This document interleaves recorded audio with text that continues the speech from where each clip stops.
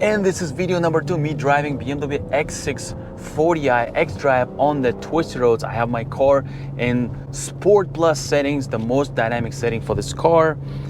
Transmission is also in the S mode, so we are all locked in. Let's go.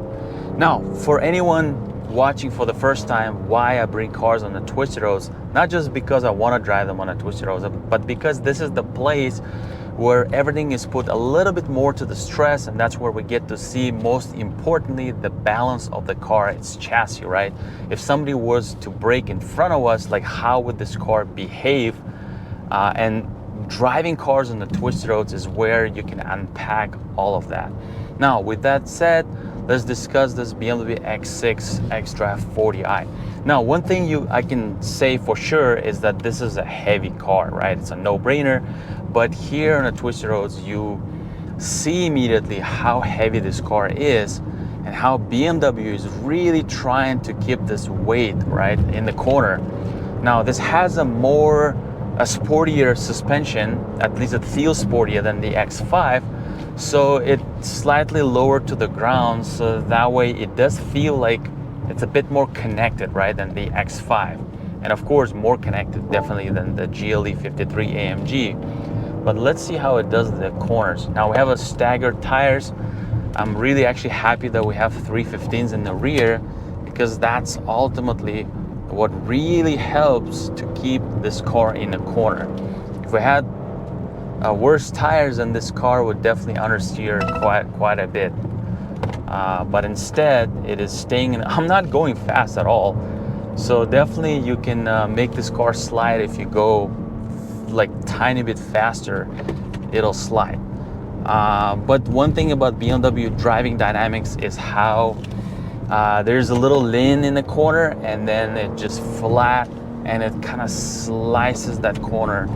How athletic and, you know, effortless in some way, because you just like point the steering, and then the chassis just does its best to stay planted, not like dance around in the corner.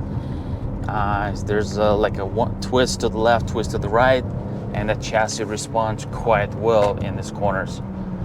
Yeah, definitely I can say that, you know, big cars like this are not designed to do this, you know, because there's a lot of weight to shift around. But BMW has a way to do it. I'm curious how Porsche Cayenne does it. You know, I'm gonna bring Porsche Cayenne on the channel as well. If you want to see that, subscribe to the channel. But this BMW does a pretty good job. It does bounce a little bit, and I mean, I don't want to drive it fast. Like, there's no inspiration mode where I want to go faster, or, you know, I feel inspired. No, it just tells me that it's heavy. It's capable to take these corners.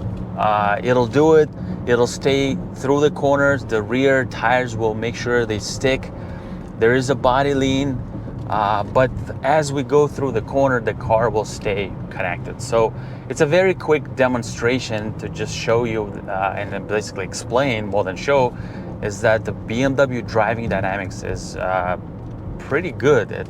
They're able to, you know, take big cars like this and make them athletic through the corners. Whereas the GLE 53, make sure to watch that video, that second video where I go through the details of that car. It's also able to go through the corners, but it's not as athletic. There's a little bit of kind of like a disconnect between how the chassis moves through the corner and how like you feel it. So it's not quite designed for that. Even this car is not designed for this, but the way it does it is there is that athleticism, there's that sportiness in this big SUV. And this is video number 2, me driving GLE 53 on the twisty roads. All right, I'm gonna throw it in Sport Plus, and let's go. Wow, so loud, love it. When it shifts, you even hear like a little feedback. So cool. Now, we're already taking some corners. Here's another one. Now, this car tightens up in Sport Plus, the air suspension. So overall, I'm pretty impressed with how air suspension here delivers on the performance side. There is a body lean, like it leans, let's say, to the right now, and then it stays pretty flat through the corner. Now it has really wide tires in the rear, so it grips pretty well, but I can tell I'm operating a heavy car overall. Now there's a little kind of a lean on left, which is pretty natural, but then it just stays flat through the corner. Another corner here. All right, there we go. Now, how is it different than X5? X5, even though it's about 200 pounds lighter, it manages to shift its weight, to carry its weight with a little less effort. It's a little bit less effortless, right? It's more effortless. And the steering is more pointy in the X5, X6. So this does pretty well, but the interesting thing is, like, I don't feel like I'm slicing the corner. The feel I'm getting when I'm taking these corners, like, yes, suspension is holding it in place, it doesn't bounce, it doesn't wobble, there's no dancing of the chassis, which is great, but I don't feel satisfied on how it's taking the corners. Like, even though X5 is a more relaxed car, it feels a little bit more satisfying on how it attacks the corner. So that tells me this car is not for enthusiasts, right? Like, you don't want to aggressively attack corners, even though it's capable. But the way you feel in the car, how you kind of shift and how it takes the corner, it doesn't have that slicing motion that you will, get in like an X5, or of course in my X3 M40i, or in a Porsche. But nevertheless, it's pretty engaging. Man, the exhaust note alone is worth this car. I mean, yeah, you can go fast. And the cool thing about this car, it inspires confidence. It has the confidence because it does everything really, really well. Like the balance of me braking, accelerating, taking turns aggressively. There's no moments or movements of the chassis where it feels dangerous or where it feels like, oh my God, like you shouldn't do it in this car. No, it does everything really, really well. It just delivers it in the more luxurious kind of style, in its own style, where, like I said, it's not for enthusiasts. It's a car not for enthusiasts, but rather for those who appreciate luxury that this will have over the X5 or X6.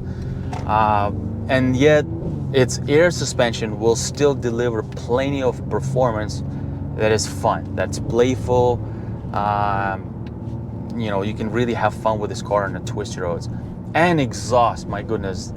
The thing I fell in love with this car is exhaust notes and the way you can configure it, the way you can play around with it. Like, you can literally shut it down, shut the pipe, or you can turn it up and just enjoy. In a completely driving 2024 BMW X6 xDrive 40i for the video number 1 in the city and highway, and video number 2 on the twisted roads. And let me break it down for you. First, BMW X5 versus BMW X6. Yes, there is a clear difference in both of these cars. Now, BMW X5 is a boxier car with the more legroom in the rear and a bigger trunk. And BMW X6, a car which is has more better driving dynamics. It's a car that's lower to the ground with lower center of gravity. It's about 15% sportier from what I noticed, without any changes to the suspension. So it does feel a bit more balanced between the sport and comfort. And I personally like this X6 over the X5 because I like what it has to offer, which is still very comfortable car, but there is more athleticism in this car. Now, as far as a BMW X6 40i versus the Mercedes GLE 53 AMG, here's the thing. Now, overall, if you really think about X6, it's just another X5, right? It's just in a different shape, but it's the same engine. You can spec it exact the same way as X5, but overall, it's pretty much the same car as X5, just slightly sportier, right? Whereas Mercedes GLE 53 AMG, I found it to be a more special car, right? It is a different GLE Mercedes than the regular GLE. 53 AMG has more power, 429 horsepower. It has the whole exhaust note tune where it sounds very exotic, and I definitely enjoyed that. So